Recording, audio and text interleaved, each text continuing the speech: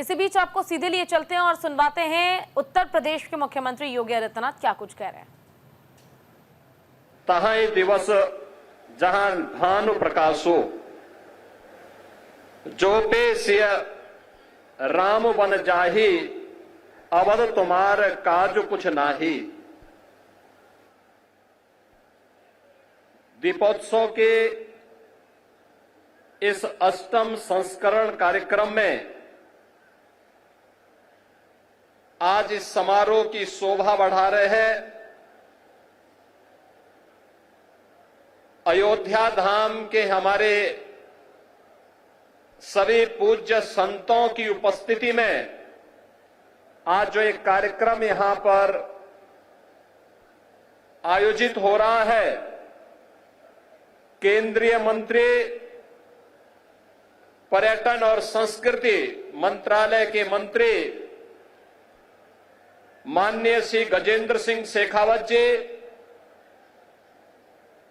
उत्तर प्रदेश सरकार में मंत्रिमंडल के मेरे वरिष्ठ सहयोगी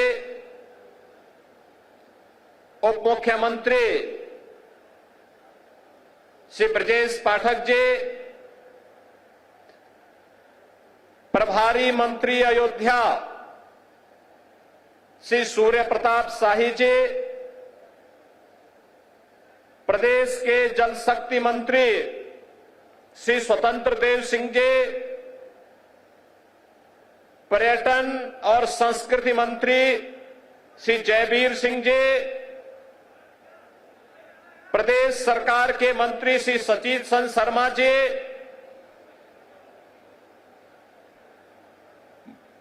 विधायक श्री वेद प्रकाश गुप्ता जी,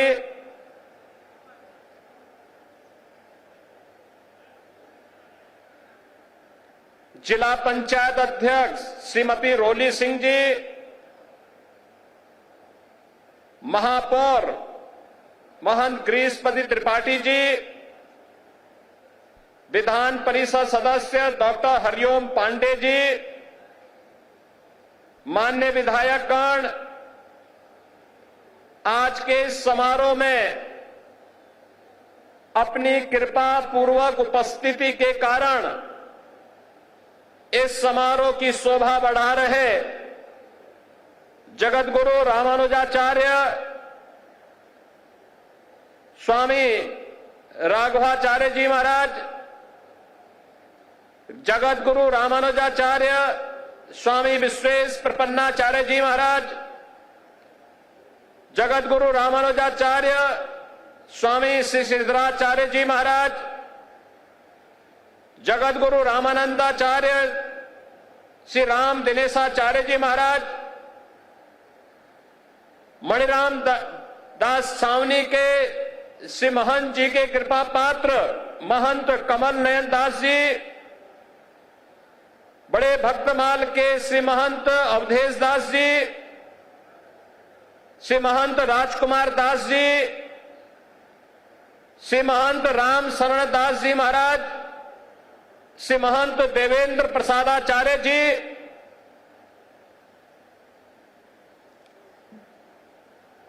श्री महंत भरत दास जी, श्री महंत धर्मदास जी, जगत गुरु श्री सतवा बाबा महामंडलेश्वर महंत संतोष दास जी, महंत रामदास जी महाराज, आज के इस कार्यक्रम में उपस्थित अयोध्या के हमारे सभी पूज्य संतजन, उपस्थित भक्तगण, प्रदेश सरकार के हमारे सभी वरिष्ठ अधिकारीगण और प्रदेश के अंदर जहां कहीं भी लोग इस आवाज को सुन रहे हैं, उन सबको भी मैं आज के इस ऐतिहासिक दिन की हृदय से बधाई देते हुए आप सबका मैं अभिनंदन करता हूं। बहनों और भाइयों, ये सचमुच हमारे लिए अत्यंत आह्लादित करने वाला क्षण है। याद करिए, आज से 8 वर्ष पूर्व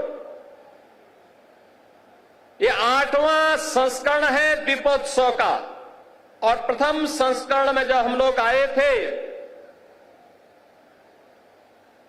राम कथा मंडप भी छोटा था,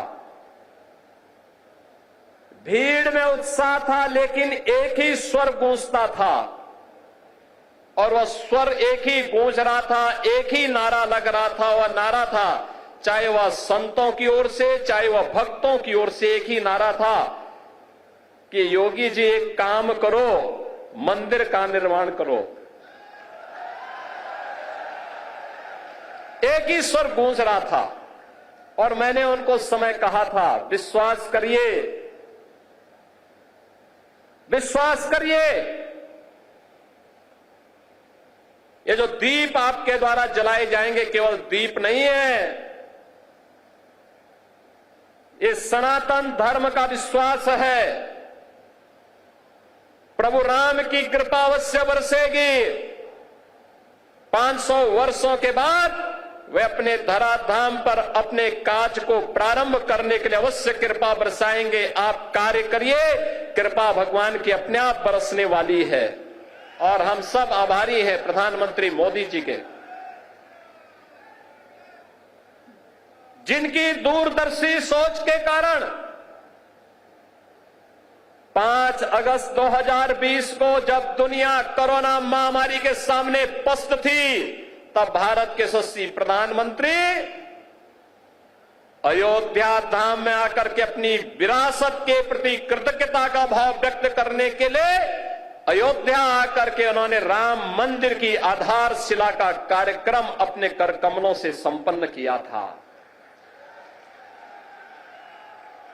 और यह वर्ष अयोध्या के लिए अद्भुत है, अनुपम है, अलौकिक है, अद्वितीय है। जब इस वर्ष 22 जनवरी 2024 को अयोध्या धाम में 500 वर्षों का इंतजार समाप्त करके 500 वर्षों का इंतजार समाप्त करके एक बार फिर से रामलला अपने धाम में, अपनी जन्मभूमि में विराजमान होकर के दुनिया के अंदर पीड़ित और प्रताड़ित लोगों को संदेश दे गए हैं कि कभी भी अपने पथ से विचलित मत होइए, संघर्ष का रास्ता अपनाइए, सफलता जरूर प्राप्त करेगी, सफलता जरूर प्राप्त होगी। यह अवसर है हमारे पास उन सभी आत्माओं को स्मरण करने का जिनका पूरा जीवन राम जन्मभूमि आंदोलन के लिए, प्रभु राम की कृपा का प्रसाद प्राप्त करने के लिए समर्पित था। मैं इस अवसर पर उन सभी पूज्य संतों को नमन करता हूं, उन सभी हुतात्माओं के लिए जिन्होंने 3.5 लाख की संख्या में अपना शहादत दे करके एक ही तमन्ना के साथ वे इस धराधाम से विदा हो गए कि चाहे जैसे भी हो, हमारे बलिदान की कीमत पर ही सही, लेकिन अयोध्या में राम मंदिर का निर्माण होना चाहिए। उनका संकल्प पूरा हुआ। अयोध्या में राम मंदिर का भव्य निर्माण का कार्य पूरा हो चुका है। रामलला फिर से अयोध्या धाम में फिर से विराजमान हो चुके हैं। लेकिन रामलला के विराजमान होने के बाद दीपोत्सव का पहला अवसर है। इससे पहले हम लोग बोलते थे और जो कहा सो करके दिखाया भी था। बहनों और भाइयों, ये डबल इंजन की सरकार जो बोलती है वो करके दिखाती है। अकेले अयोध्या धाम के विकास के लिए, जिस अयोध्या में 2017 के पहले बिजली नहीं मिलती थी, यहां की सड़कों की स्थिति, यहां के घाटों की स्थिति, यहां के मठ और मंदिरों की स्थिति, और जिन लोगों ने राम को ही उपेक्षित कर दिया था और जिन लोगों ने भगवान राम के अस्तित्व पर ही प्रश्न खड़ा किए थे, वे केवल भगवान राम के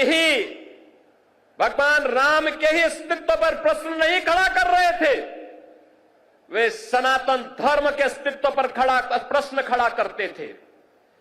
वे आपके अस्तित्व पर खड़ा करते थे प्रश्न, वे आपकी विरासत पर प्रश्न खड़ा करते थे। लेकिन कितना सदा सहता है हमारी, सदा सहता ही समझो, लेकिन आपकी सदा सहता विरोधी को कायरता नजर नहीं आनी चाहिए। और इसीलिए मैं कहने के लिए आया हूं आपसे आज, आपने 2017 के बाद जो भी कहा वह अयोध्या के अंदर हो करके रहा है। हम लोगों ने कहा था कि आपने कहा था 17 में कहा था, इसी मंच पर उस समय कहा था, पूज्य संतों की उपस्थिति में कहा था कि योगी जी एक काम करो, मंदिर का निर्माण करो। बहन और भाइयों, मंदिर का निर्माण तो हो गया है, रामलला भी विराजमान हो गए। इसी मंच से मैंने और मेरे सहयोगियों ने भी और आदरणीय प्रधानमंत्री जी ने भी आपको कहा था, अयोध्या को दुनिया की सुंदरतम नगरी बनाएंगे। आज अयोध्या चमक रही है, दुनिया अयोध्या की ओर आ रही है। 31,000 करोड़ रुपए की लागत की परियोजनाएं या तो पूरी हो गई है या जिन पे कार्य युद्ध स्तर पर चल रहा है। और बहनों और भाइयों, इससे भी आगे जाकर के भी इस पे कार्य होने हैं। ये तो एक शुरुआत है, शुरुआत। अयोध्या एक शुरुआत है सनातन धर्म के लिए। विरासत और विकास के प्रधानमंत्री मोदी जी के विजन को जमीनी धरातल पर उतारने के लिए, उस अभियान को वैश्विक मंच तक ले जाने के लिए आज काशी हमारी चमक रही है। भव्य और दिव्य काशी के दर्शन दुनिया कर रही है। आज हमारा अयोध्या धाम जो भी आता है, मैंने 22 जनवरी को दृश्य देखा है, 23 जनवरी को मैंने वह दृश्य देखा है, जब देश भर से आए हुए श्रद्धालु अयोध्या में भगवान राम के मंदिर का दर्शन करते थे। उनके आंखों में खुशी के आंसू थे। कोई पिलर को पकड़ करके आंसू बहाता था और कोई जमीन पे लेट करके भगवान को भी दंडवत करता था। उनके सामने शीश नवाता था, लेकिन अपने अश्रु बहा करके खुशियों को भी उजागर करता था। बहनों और भाइयों, वह सभी दृश्य मैंने अपनी आंखों के सामने अयोध्या के अंदर देखे हैं। और मैंने उन लोगों के भी काले कारनामे देखे हैं जिन्होंने राम भक्तों के लहू से अयोध्या को और सरयू मैया को लहूलुहान किया था। वह दृश्य भी हम लोगों ने अयोध्या के अंदर देखा है। और इसीलिए मैं आपको एहसास कराने के लिए आया हूं आज। हमने जो कहा, ये डबल इंजन की सरकार ने जो कहा था वह तो करके दिखा दिया। अब अयोध्या की बारी है। अयोध्या को फिर से अपने आप को साबित करने की बारी है। और याद रखना, ये मां सीता की अग्नि परीक्षा बार बार नहीं होनी चाहिए। हमें इस अभिशाप से निकलना ही होगा। अयोध्या को भव्य और दिव्य रूप देना ही होगा। इसके लिए अयोध्यावासियों को एक बार फिर से आगे आना होगा।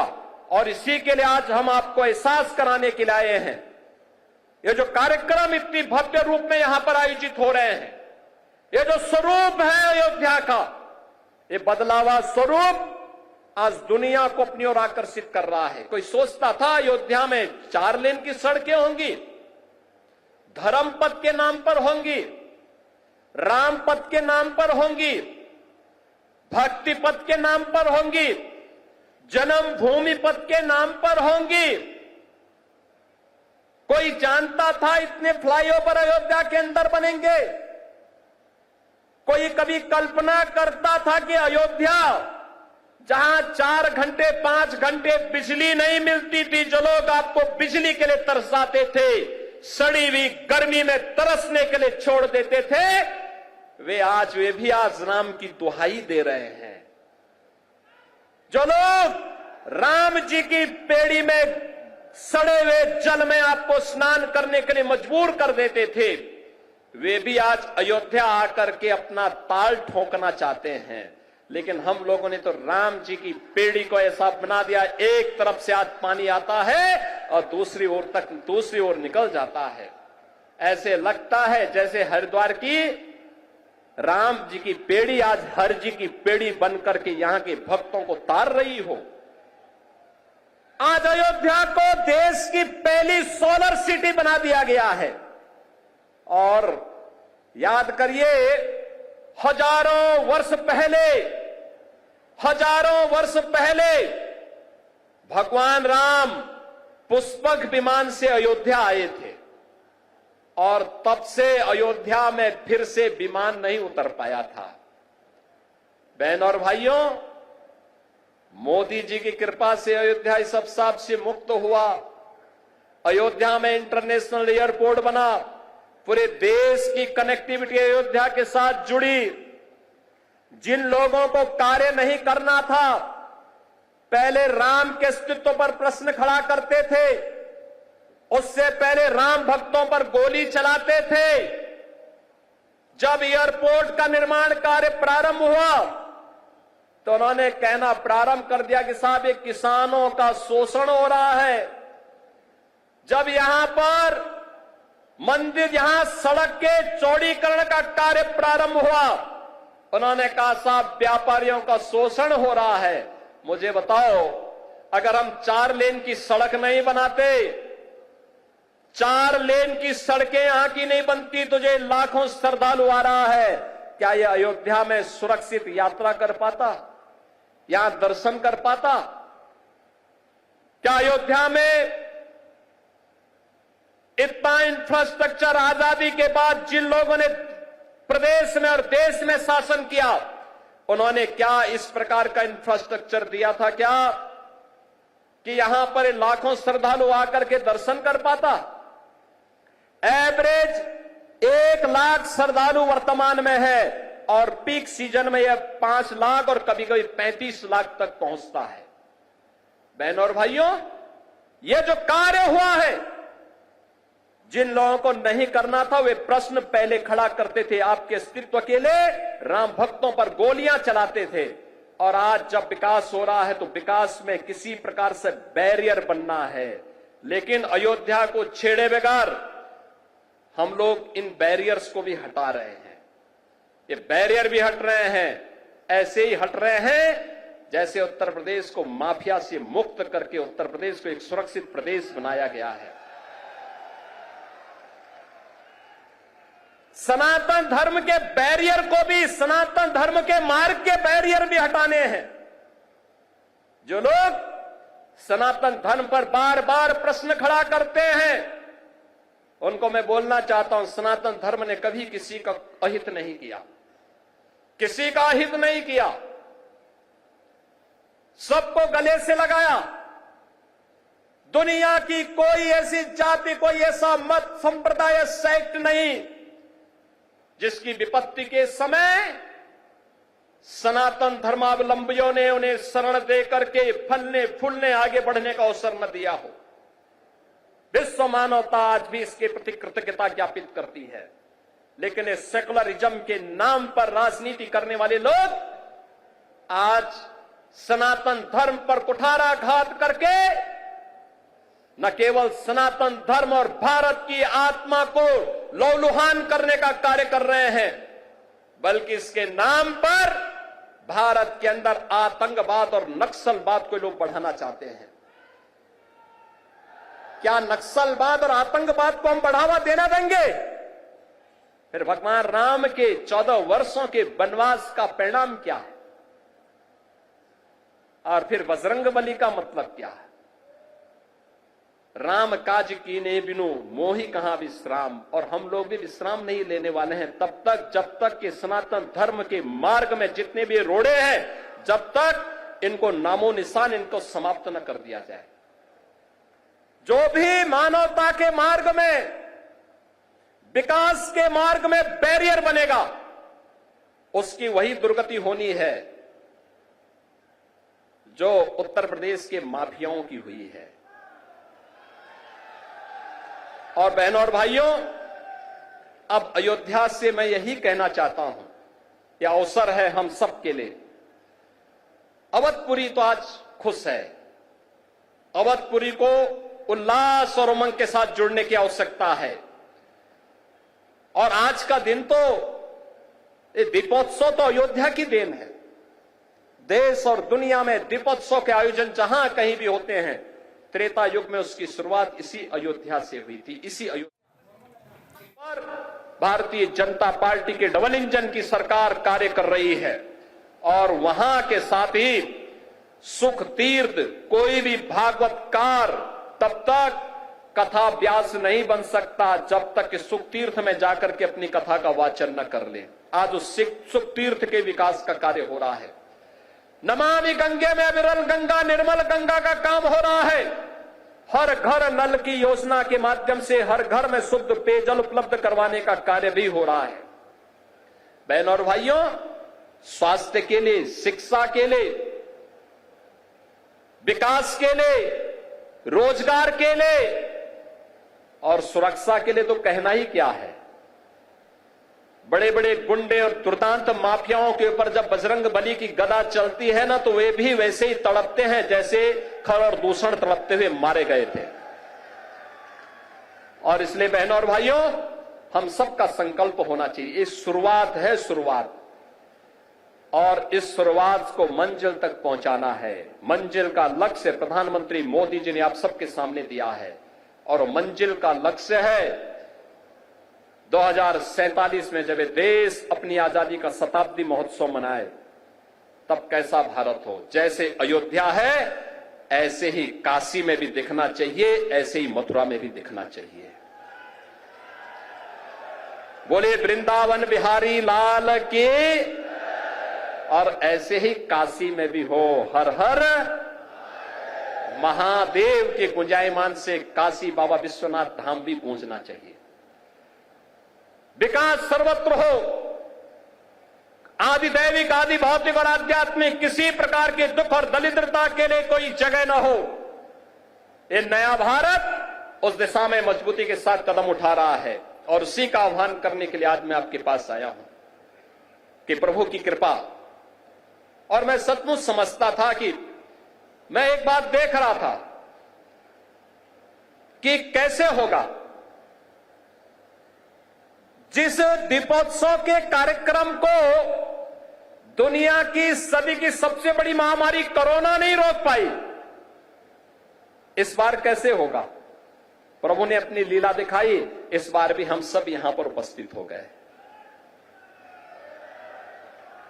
और इस बार तो श्रृंगवेरपुर में भी यह कार्यक्रम आयोजित होने जा रहा है। अभी यहां पे हमारे डिप्टी सीएम श्री केशव प्रसाद मौर्य जी भगवान राम को वहां रिसीव करके भरत मिलाप के कार्यक्रम में माल्यार्पण करके सीधे श्रृंगवेरपुर गए हैं। श्रृंगवेरपुर में भगवान राम और निषाद राज के मैत्री का मिलन का संगम स्थल। यहां का जो हमारा रेन बसेरा बन रहा है वह निषाद राज के ही नाम पर बन रहा है, बन करके तैयार हो चुका है। और एयरपोर्ट का नामकरण महर्षि वाल्मीकि के नाम पर हो चुका है। पहले ही महर्षि वाल्मीकि के प्रति कृतज्ञता ज्ञापित की गई। बहनों और भाइयों, 2025 का वर्ष हमारे लिए महत्वपूर्ण है। प्रयागराज में महाकुंभ का आयोजन होने जा रहा है। करोड़ों श्रद्धालु आएंगे, देश और दुनिया से आएंगे। उन करोड़ों श्रद्धालुओं के लिए अयोध्या धाम को आपको तैयार करना होगा। आतिथ्य का अद्भुत उदाहरण उत्तर प्रदेश वासियों को, देशवासियों को प्रस्तुत करना है।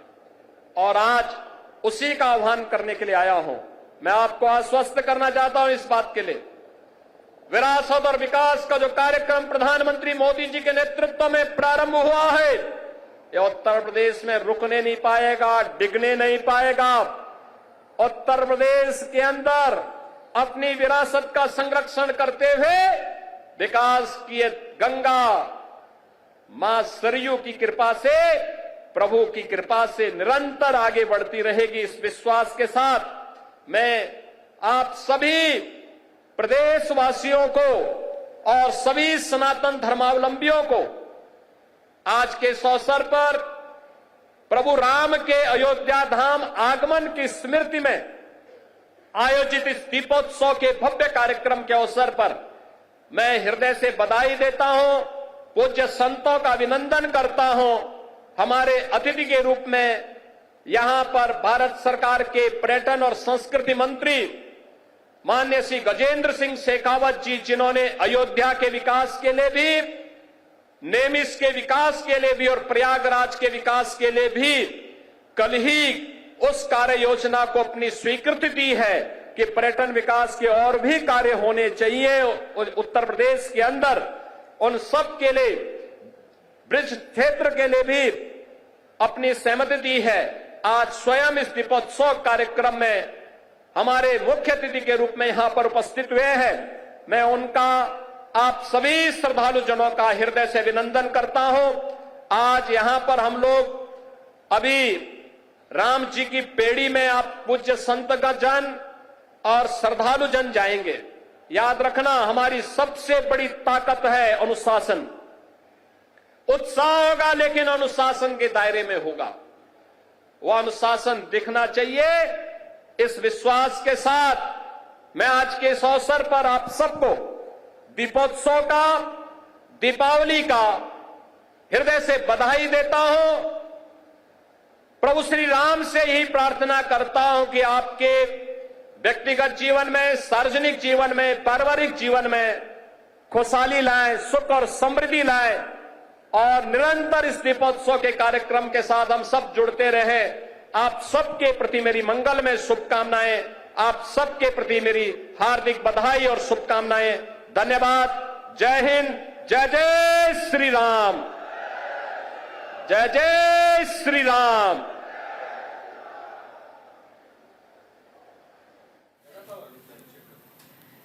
तो सीएम योगी आदित्यनाथ को आपने सुना। देखिए, सबसे अहम चीज है कि अब दीपोत्सव का वक्त जो है वो करीब आता जा रहा है। 25 लाख सुबह दीप का से नहीं है जगमग होगी अयोध्या। ये अपने आप में एक रिकॉर्ड होगा और अपना पुराना रिकॉर्ड जो है वो एक बार फिर से अयोध्या में टूटने वाला है। जी हाँ, 25 लाख दिए सीएम योगी आदित्यनाथ विराजमान होते हुए। सरयू आरती होगी। सरयू आरती के पश्चात राम की पैड़ी पर दीपों का प्रज्वलन होगा। 28 लाख दीप जलाए जाएंगे।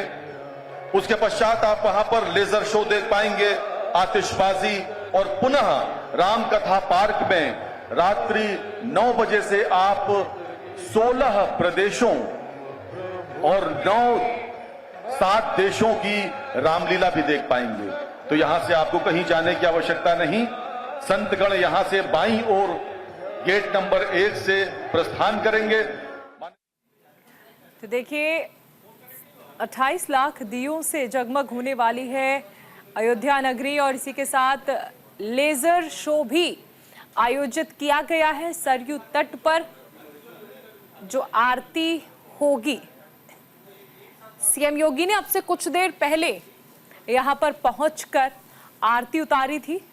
प्रभु श्री राम देखिए विराजमान है और ऐसे में तो ये अयोध्या में मनाई जा रही है दीपावली, ये और खास हो जाती है। आज एक बार फिर से इतिहास रचा जा रहा है। रामनगरी अयोध्या में सरयू घाट पर अभी जो दीपोत्सव मनाया जाएगा उसमें 28 लाख दीप प्रज्वलित किए जाएंगे। सरयू के किनारे आप देख पाएंगे जगमग होती अयोध्या को। 28 लाख दियों से सजेगा मां सरयू का घाट। विवेक तिवारी हमारे साथ फोन लाइन पर जुड़ गए हैं। विवेक जी, देखिए 28 लाख दियों से जगमगाने वाली है अयोध्या नगरी। अभी कितना इंतजार और फिलहाल क्या तस्वीरें वहां पर देख रहे हैं?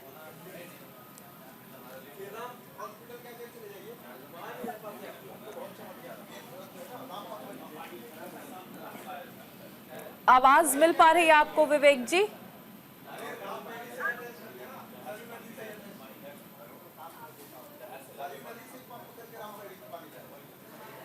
चलिए एक बार फिर से रुख करेंगे उनका, लेकिन उससे पहले ये सीधी तस्वीरें जो हैं अयोध्या से आपको दिखाई जा रही हैं। रामलला का भव्य दिव्य मंदिर सजकर तैयार हो चुका है और ऐसे में सरयू घाट को सजाया जाएगा। साथ ही रामपथ जो कि नव निर्मित है उस दौरान बना, जिस दौरान रामलला विराजने वाले थे। पूरी अयोध्या आज त्रेता युग की याद दिलाएगी। कलयुग में त्रेता युग जैसा नजारा, क्योंकि रामलला का भव्य मंदिर बनने के बाद पहली बार रामलला विराजमान होने वाले हैं।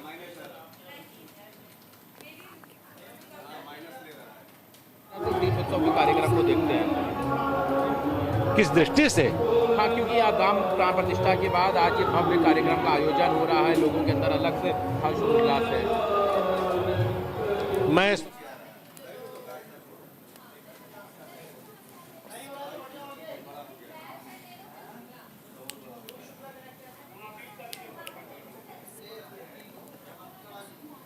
सहयोगी पीयूष शुक्ला हमारे साथ जुड़ गए हैं फोन लाइन पर।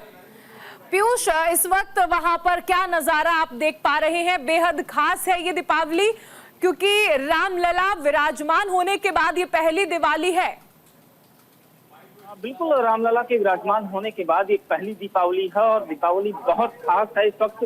और जो घाट का नजारा है, दीपों में बत्ती और तेल डालने का जो काम है वो अपने अंतिम दौर पर है और लगातार वॉलंटियर उन्हें सजाने के लिए वहां पर तत्पर हैं। साथ ही साथ मैं बताऊं कि यहाँ पर बड़ी संख्या में स्थानीय लोग भी पहुंचे हुए हैं इस दीपोत्सव और उसके साथ होने वाले लेजर शो और सरयू आरती को देखने के लिए। अभी थोड़ी देर पहले रामकथा पार्क में भरत मिलाप के कार्यक्रम का समापन हुआ है और खुद योगी आदित्यनाथ, केंद्रीय मंत्री गजेंद्र सिंह शेखावत, उत्तर प्रदेश के उप मुख्यमंत्री ब्रजेश पाठक, उत्तर प्रदेश के पर्यटन मंत्री जयवीर सिंह, ये सभी लोग मौजूद थे और साथ ही साथ अयोध्या के तमाम संत महंत भी वहां पर मौजूद थे। बिल्कुल पीयूष, एक चीज और समझना चाहेंगे कि अगर हम देखें तो अयोध्या किस तरह से सजाई गई है, क्योंकि जो हम तस्वीरें देख रहे हैं आपके माध्यम से, त्रेता युग की वापसी कलयुग में होती नजर आ रही है। इतनी भव्य दिव्य नजर आ रही है अयोध्या। देखिए, वाकई में अयोध्या को दुल्हन जब त्रेता युग में भगवान अयोध्या पहुंचे थे और यही बात योगी आदित्यनाथ ने अपने भाषण में भी कही कि त्रेता में आज ही का वो दिन था जो ऐतिहासिक और साक्षी दिन था जब लंका पर अयोध्या पहुंचे थे और अयोध्या वासियों ने इस तरह से दीपों को जलाकर 2017 से हमारी सरकार ने शुरू किया और निरंतर यह कार्यक्रम इतिहास रच रहा है और इस बार भी बहुत शुक्रिया पीयूष इस तमाम जानकारी के लिए।